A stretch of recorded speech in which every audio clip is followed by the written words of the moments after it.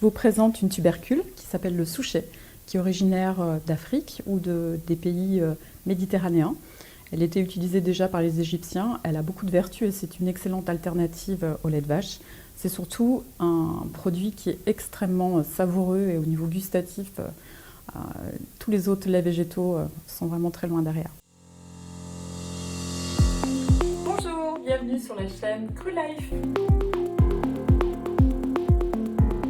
Donc en fait c'est très simple, vous achetez ces céréales séchées, vous les faites tremper, réhydrater pendant 24 heures simplement dans de l'eau. Évidemment si elle est pure, l'eau c'est mieux. Donc là ils ont été trempés un peu plus que 24 heures. Donc je vais les prendre. Il va falloir rajouter, les tubercules vous avez à peu près 20% pour le produit fini, pour le lait de souchet. Et vous allez rajouter, le lait assez crémeux quand même. Hein. Donc ce qui est intéressant c'est lorsque vous en préparez, c'est de pouvoir en stocker notamment au congélateur. Donc vous pouvez mettre dans des bacs à glaçons et vous les sortez au fur et à mesure que vous avez besoin dans vos recettes. Donc là on va peut-être même plutôt partir sur une crème plutôt qu'un lait de souchet. Après, quand vous avez votre crème, si vous avez besoin d'un lait, c'est facile de rallonger. C'est plus intéressant de faire comme ça que de faire l'inverse. D'accord ? L'inverse, de toute façon, c'est pas réalisable. Donc, pour la crème, 20% de souchet pour 80% d'eau. D'accord ? Donc, je vais mixer, tout simplement. Donc là, vous voyez, j'ai un volume, donc 20%. Et après, on rajoute 4 fois cette graduation d'eau. Moi, mon conseil, c'est ne mettez pas tout de suite 4 fois le volume. Faites-vous confiance en fait, en fonction de l'instant où la texture vous paraît plus facile à presser dans le pressoir, c'est vous qui ajustez si ça manque de liquide ou pas. Globalement, il vaut mieux que ça manque de liquide qu'il y en ait trop. Hop. Donc, un volume.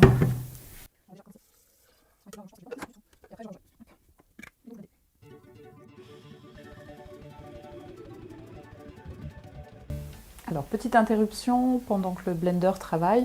Donc là, j'ai déjà bien blendé. Le vortex, c'est fait. J'ai laissé bien 30 secondes avec le vortex. Donc vous savez, le vortex, c'est lorsque par le centre, la préparation revient par le milieu.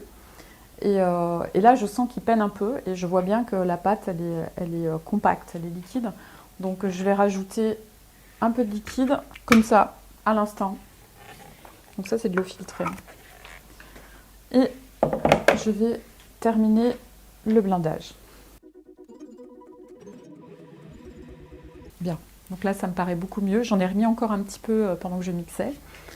Hop, tac. Alors, finalement vous avez vu, on a mis juste la même proportion et rajouté juste un tout petit peu. Et après ça nous fera une crème bien épaisse. Et si après en cours de pressage je sens qu'il y a trop de résistance parce que c'est trop consistant, à ce moment-là je rallonge.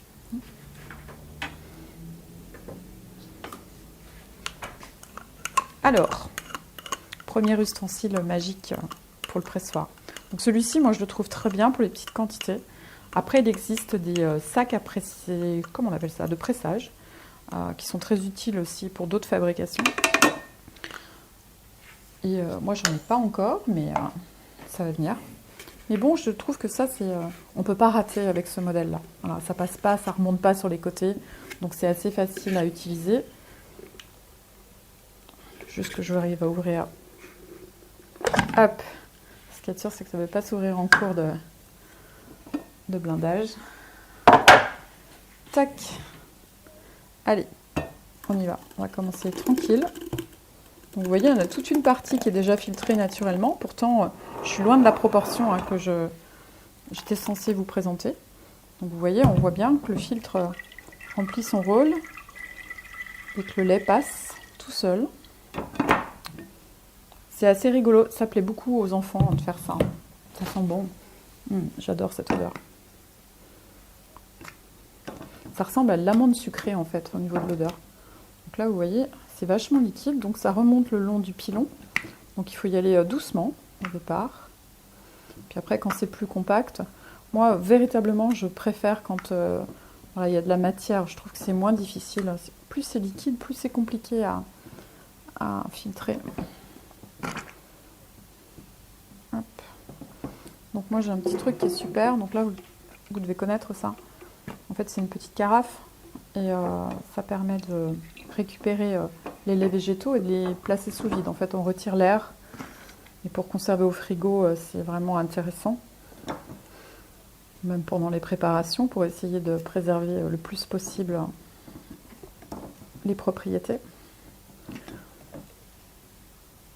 Donc le lait de souchet, il a beaucoup de propriétés. La première, c'est que ça regorge de minéraux.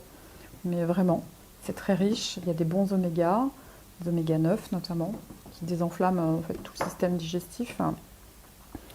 Il y a pas mal de magnésium, de zinc, de potassium et plein d'autres oligo-éléments. Je vous dis vraiment ce qui fait... je pense que c'est vraiment le lait végétal de demain. D'abord parce qu'on en trouve très facilement, ça reste abordable. Et surtout pour nous, puisque la Méditerranée, le bassin méditerranéen, il est juste à côté. Mais surtout, c'est délicieux. C'est juste délicieux, quoi. Hop, on va laisser filtrer un peu comme ça. Donc en fait, ce qui est pratique, c'est qu'on peut enlever le couvercle. Donc pour verser à l'intérieur, c'est quand même beaucoup plus agréable. Voilà.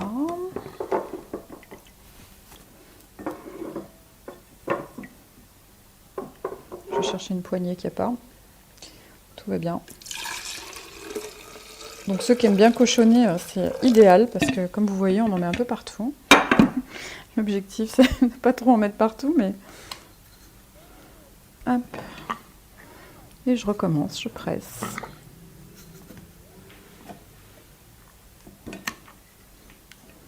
Il y a quelque chose de très rituel dans cette pratique du lait, je trouve. On retrouve à la fois dans les traditions africaines, et nous, avec les baratta beurre, etc. Enfin, il y a vraiment... Moi, j'aime beaucoup faire ça. Je trouve qu'il y a...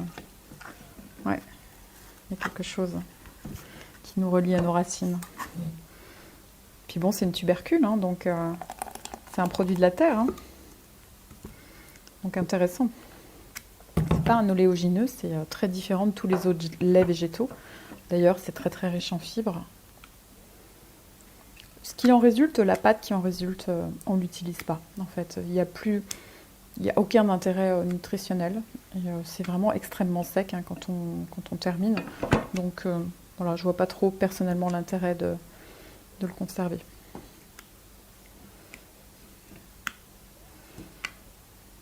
Ouais, il faut être patient. Hein.